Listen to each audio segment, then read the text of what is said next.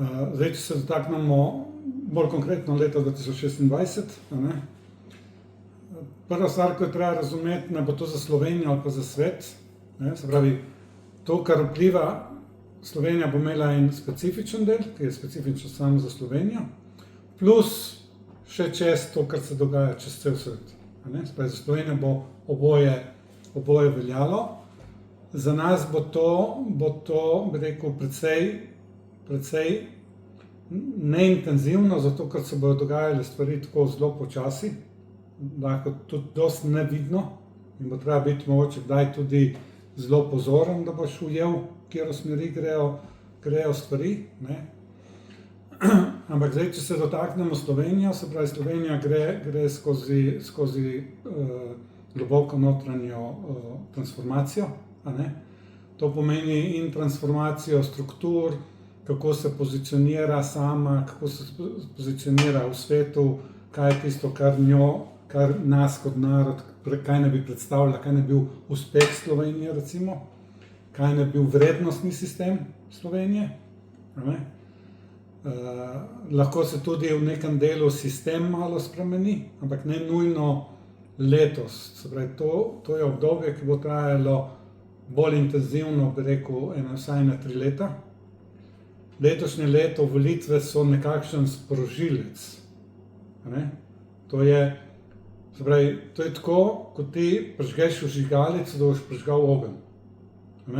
In tiste vžigalice nihče ne opazi. Opazi pa potem, ko recimo kres gori. Lahko zelo daleč, kot na hribu vidiš.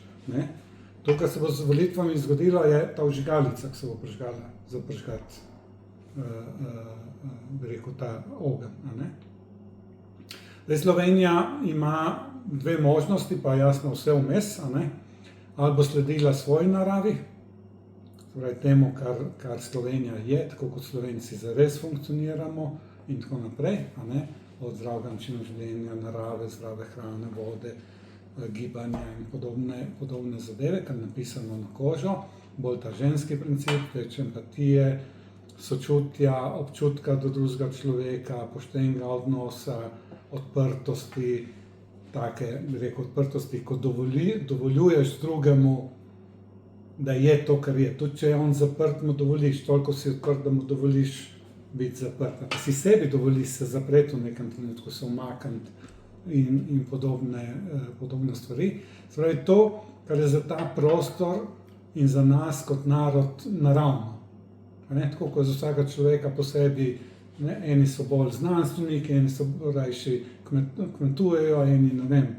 Tako vsaka država, vsak narod ima svoje afinitete. Bo pa tendenca nas potiskati proti ameriškemu načinu življenja, se pravi, da ima kapital vpliv, da se delajo stvari, zakon in tako dalje, davki, ki so kapitalu bolj pisani na kožo, pa manj človeku, da je človek zmeraj bolj postaja orodje, suženj in podobne stvari, ampak še enkrat, stvari bojo šle zelo, zelo počasi, vprašanje, koliko ljudi bo to opazilo, ko bo opazilo, če ne bo žaba kuhana. In zdaj, se pravi, to, kar imamo mi izredno lepo priložnost, se pravi, vsak od nas mora vedeti nekaj, da če se mi notranje ne premaknemo v to smer, ko nas želijo premakniti, se Slovenija tja ne bo premaknila. Nimajo nobenih šans, lahko sprejmejo toliko zakonov, ko hočejo, kakorkoli hočejo, če je naše notranje stališče takšno, kakršno je, cel svet nima nobenih možnosti. Tako kot recimo spet med covidom, lahko si potoval po celi Evropi, brez da si karkoli podkupoval ali delal karkoli sredi covida in je bilo ok, lahko si bil pa zaprt, se tresel pa podobne stvari. In pristajal na cepljenja in na kakšne neumnosti. No, zdaj, tako za ta proces, gre za proces spremembe, tako v svetu kot v Sloveniji, ampak Slovenija bo malo bolj, recimo, ne čisto enako, če pogledamo spremembe, ki jih je Trump uvedel, pa ni nujno, da bo nov obraz tudi pri nas. Ne? In zato, ker ZDA so pač sila, ne? Te spremembe vplivajo tudi na svet. Ampak Trump je tudi Ameriko pretresel, ni samo svet pretresel. Ne? Pa nas bo podobno prišlo do nekakšnega pretresa, ne mogoče, ali sigurno ne tako iznenadnega, revolucionarnega, ker Trumpu vlada bolj pač uran, je ta revolucija in sprememba. Tukaj so stvari, kot sem rekel, zelo sistematične, počasne in tako dalje, to spreminjanje vrednot v ljudeh in podobne zadeve. Ne? S tem, da vrednote, ki niso naše, jih je treba zelo potiskati, manipulirati in tako dalje, da se zgodijo. Ne? Naše vrednote, če mi se samo umaknemo in spustimo norosti in neumnosti sveta, mi smo avtomatsko tam, kjer smo. Moramo samo počakati in avtomatsko pademo vase, se nimo kam drugam pasti. Isto velja za posameznika. Ne? To, kar je treba upoštevati, je to, da je ključno, kaj se dogaja tle. Ne? Se pravi, mi smo odgovorni zase in odgovorni smo za tisto, kar bomo mi naredili in kar ne bomo naredili. A bomo dovolili, da se nekaj spremeni in tukaj vojna ne bo prinesla ničesar. Notranje stanje zavesti, to je težko razložiti, ampak notranje stanje zavesti. Ne? Mi smo lahko potovali čez Evropo med Covidom zaradi notranjega stanja zavesti. Ne? In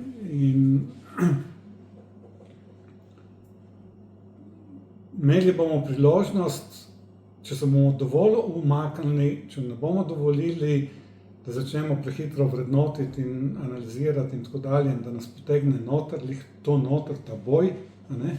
Če bomo znali dovolj za razdalje gledati, bomo lahko zelo jasno videli, kako se stvar pelje. In tudi zelo lahko bi jo potencialno lahko obrnili. Ne? Zdaj, a bomo Slovenci, a bo večina Slovencev našla svojo dušo, ali ne vem, ko bi rekel, svojo naravo in tako dalje, ne bo, to bo čas pokazal, to je težko reči. Pač zmeram je treba imeti upanje, ne pa neka prepričanja, ko ne veš, kakšne so. Vstopamo v svet, ki je neznan.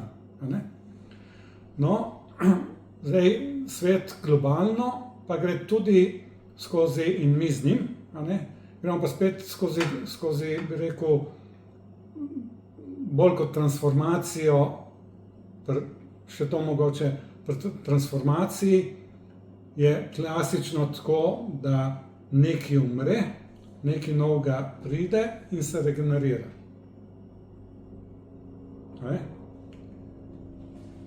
V svetu je tale transformacija pa večplastna.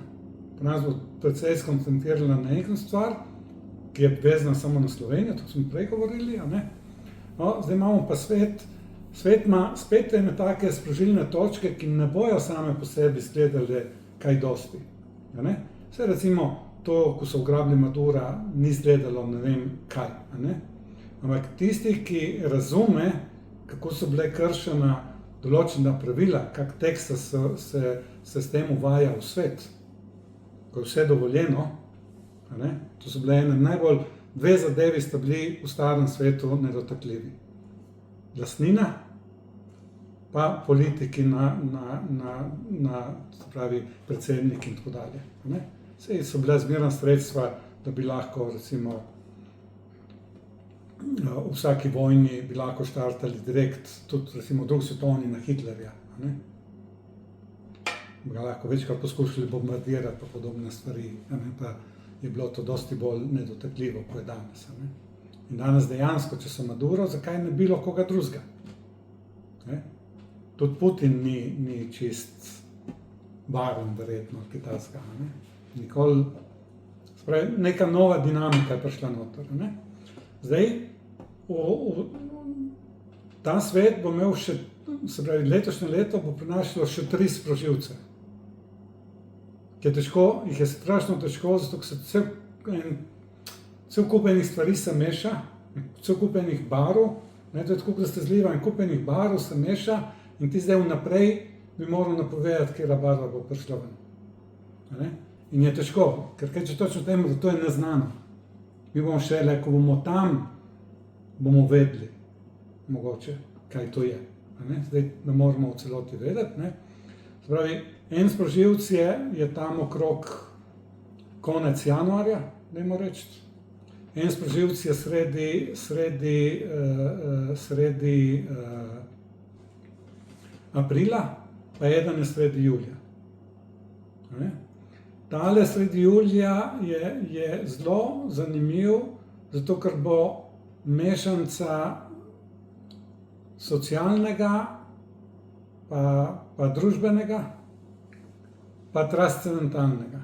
Spravi, bo zahteval ne samo spremembo v nekih pravilih in novih zakonih, novih delitvah v svetu, v trgovini, v financah, ne vem, lahko bilo kje, hrani, nafti, ne vem, energentih in tako naprej, ne, lahko na več teh področjih, lahko celo na vseh teh področjih, da se bo nekaj dogajalo, a ne, ampak bo predvsem zahteval spremembo znotraj nas. Zato, ker ta del kot transcendenten se zmeraj dogaja v človeku, v človeštvu. In zdaj tisti ljudje, ki bojo sposobni narediti prostor, to pomeni v sebi dobesedno narediti praznino, si dovoliti odpreti vrata neznanemu. A ne? Ti ljudje bojo dost enostavno lahko prišli skozi. Ne?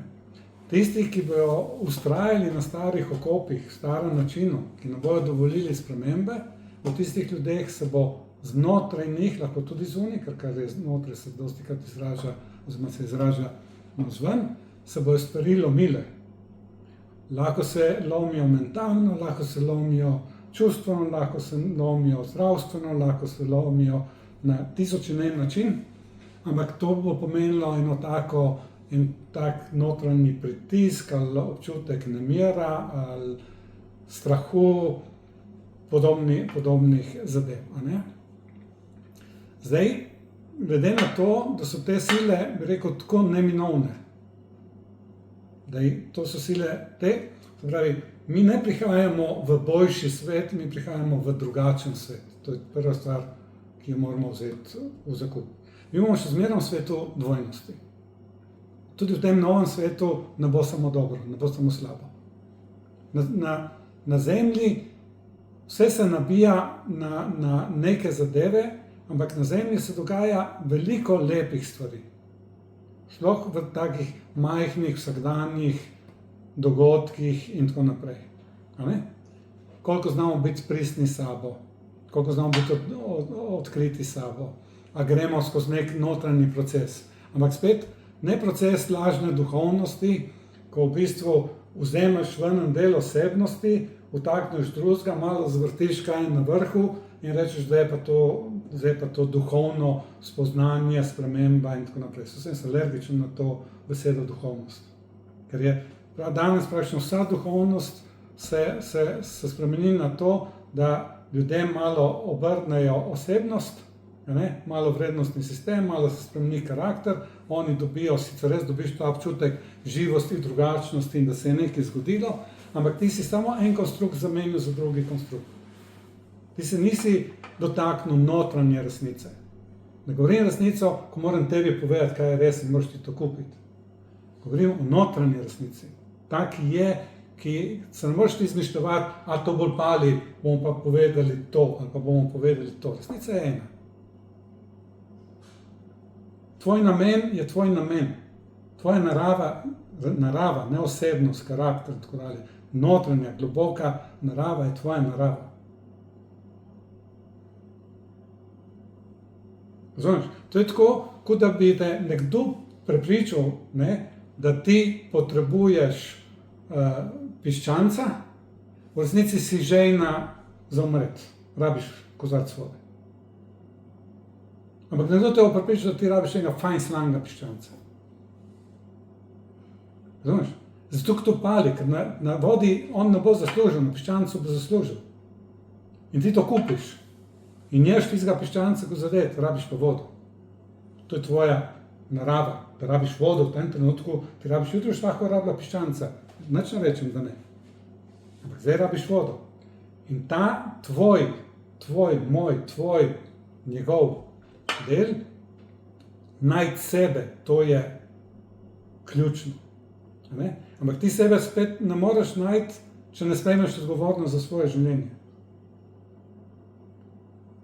Ne obstaja zdravnik, ki bo tebe, ne vem, a ljudje res verjamejo, da bo nastal svet, kjer bojo prodajali samo zdravo hrano, zdravo vodo, čist zrak, živo prst in tako dalje, bojo poskrbeli, da bomo mi varni in tako naprej. Da obstaja politika, da obstajajo gospodarstveniki, znanstveniki, karkoli. Znanost je spet v svetu dvojnosti. Vse pizdarje, ki jih imamo danes, je ustvarila praktično znanost in vso komoditeto, ki jo imamo danes, je praktično ustvarila znanost. mRNA je lahko čisto v redu stvar, če je uporabljena tako, da res veš, kaj delaš in da s tem recimo nekaj zdraviš. Ali pa frekvenca. Ti lahko zdraviš tako, da pošiljaš frekvenco, ki pomaga nekemu delu telesa, ker mu njegova lastna frekvenca, lahko mu pošlješ nasprotno in ga razdiraš. Lahko tumor pošlješ nasprotno in razdiraš samo tumor, sam stalni celik, sam pošiljaš tisto frekvenco, ko je njim lastna in jih podpiraš. Spravi, s frekvenco ni nič narobe. Z IT-jem ni nič narobe, z umetno inteligenco ni nič narobe. Umetna inteligenca je nastala zato, ker smo mi začeli verjeti, da informacije, to je zgodba prejšnjega časa, zdaj bo čas, sam čas. V tej dobi bo čas tisti, ki bo postal neoprijemljiv. Nam teče čas linearno.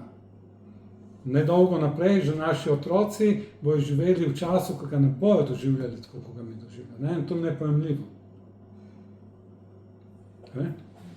Ampak ne bo več preteklost, samo preteklost. In njim se bo to zdelo normalno, da ni. Ali pa ne bojo gledali, da prihodnost ne more vplivati na preteklost.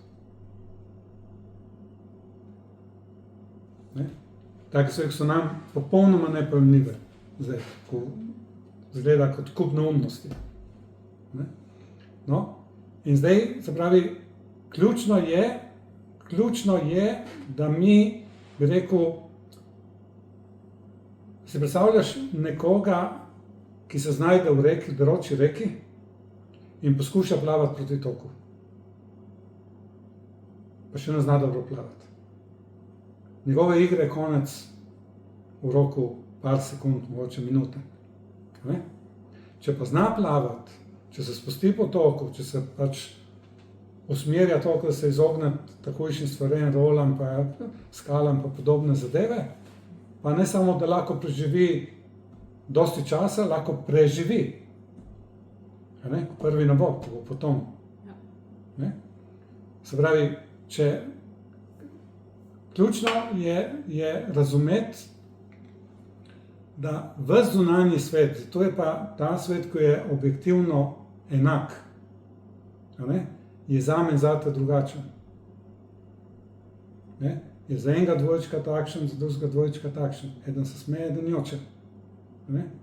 Zato, ker stanje zavesti pove, kako se bomo mi počutili. Veliko bolj kot ono zunaj, pa še to je, recimo, zakaj sredi vojn, jaz se spomnim, ko sem bil otrok, ko so mi razlagali, recimo, mojega starega očeta so zaprli v Italiji, v Gorici Italijani v zapor, nono so poslali, staro mamo so poslali v Auschwitz, potem se pa jaz pogovarjal z nekom iz tega istega njihovega kraja, ki je razlagal, mi nismo čutili tam čedadu, mi nismo čutili vojne, celo ko je bilo konec vojne, ko so prišli Američani, ko so delili one čokolade in tako mi kot otroci, to je bil užitek. Oni so vedeli, da so šli skozi vojno. Vojna je bila nekaj tako kot za nas v Ukrajina, kljub temu, da je bila tam. Se jih ni dotaknilo, ni se dogajalo, niso se Ne? In to stanje zavesti, ljudje iz istega kraja so šli skozi pekel. Ne? Jaz zdaj nič ne govorim, kaj bi kdo moral, ne bi smel in podobno. Govorim samo o temu, da naše stanje zavesti bo vplivalo na kvaliteto našega življenja. Mi lahko ustvarjamo trpljenje si sami, lahko nas pa samo boli, pa minimalno trpljenja, kolikor res nujno. Lahko pa projiciramo vnaprej in delamo take in drugačne zgodbe. Neznano je neznano in neznano bo ostalo neznano. Mi bomo zares vedeli, vse ljudje se trudijo, da bi skužili, kakšne bojo spremembe. Jaz pravim, spremembe bojo tako dolgoročno, v par letih, desetletju, tako velike, da hvala Bogu bomo mi šli skozi ta leta, tako da se bomo počasi že prvadili na njih, se nam ne bo zdelo tako, ne? Tako se mi danes zdi telefon pa podobne IT, umetna inteligenca in to neka grozna stvar. Ampak, ko sem bil otrok tega, če mi nekdo rekel, lej, svet se spreminja, gremo v drug svet, kako bi si jaz predstavljal ta svet? Naj mi nekdo razloži, kako bi jaz takrat, če sem super astrolog, če sem ne vem kaj, napovedal, kakšen bo svet danes. Veš, mogo biti orang preroka, neki videti ali neki, a ne? Jaz nimam gradnikov, da bi razložil svet, ki prihaja, zares. Lahko samo vzorec razložim. Vidim vzorec. Vem, da je čas sprememb in v vsaki spremembi vem, da treba narediti prostor, ne zavrsti se staro. Biti pozoren, kako se stvari spreminjajo, nesti s sabo, kar je dobro, kar je pa preživeto, je preživeto, tako pač narava funkcionira. Ne? In to jaz lahko naredim samo, če spremenim svojo zavest, kaj pomeni pogled, odnos do sebe, odnos do sveta, odnos do drugih ljudi, odnos do znanosti, odnos do religije, odnos. Ta je ključen, ne? V tem delu. Ne? No, in še enkrat, če je praznina tipično nezaželjeno stanje, bo v tem prehodu teh par let potrebno stanje, nujno potrebno stanje. In tisti, ki bojo to skužili in se bojo počasi naučili živeti začasno s to praznino, bojo šli skozi ta proces veliko manj boleče, enako kot med časom covida. Veliko manj boleče, kot tisti, ki bojo vztrajali na nekih iluzijah, v nekem topičnem svetu, ki prihaja, v neki zlati dobi, ne? In podobne stvari. Zlate dobe ne bo v naslednjih letih. Konec. Zdaj lahko si vsak razlaga, kar si hoče. A je to nekaj slabega? Ne, ni. Zato, ker zima ima svoje radosti, noč ima svoje radosti. Razumeš? To ne pomeni, da zato v tem svetu ni nič lepo, da ni nič zanimivo, da ni nič, mogoče še bolj živo, še bolj na nož, še bolj izzivalno, še večja priložnost, še večja zahteva pred tabo. Ampak kako boš ti živel, če hočeš, da ti nekdo vse težave pomete stran, potem lahko samo sediš, odpreš usta in ti dajo najboljšo hrano, ki ti je najbolj všeč. Je to rešitev. Vse ti počistijo, umijejo te, oblečejo te, dajo te spat, te nafutrajo. Dojenček. Ne odrasel človek, dojenček. Ti, če hočeš živeti, moraš živeti, ne obstaja. Znaš, jaz sploh ne vem, kako to razložiti, po eni strani ne morem razumeti, da tega ne vidimo, tudi jaz tega nisem videl, čas nazaj, a ne? In po drugi strani jasno vidim, kako smo indoktrinirani. Kako je težko to videti zares, kako je to težko razumeti, dokaj ne narediš tega procesa čez. A ne? Recimo, ko si ti začela spod biti, a si predstavljala karkoli od tega, kjer si danes. Govorim o življenju, pustimo zdaj akademije in vse ostalo. Ne. Ne? Razumeš? Ti si ne moreš predstavljati, zato ker nimaš gradnikov, ker nisi tam, nimaš. In kaj so gradniki? So tvoje izkušnje, tvoje doživetja, tvoje občutki, tvoje čustva in tako naprej. Ni problem, da mi imamo občutke in čustva, da nas je strah. Problem je, da se mi zapnemo gor, da to poskušamo vrednotiti, razložiti, prekiniti, ustaviti, preprečiti. Strah je tako kot avto, kot da si duhec na avtocesti ali pa na železniški progi. Strah je kot oni vlak, ki pride in gre.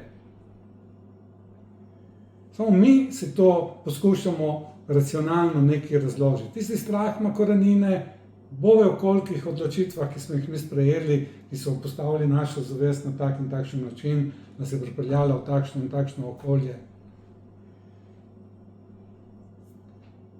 Ne?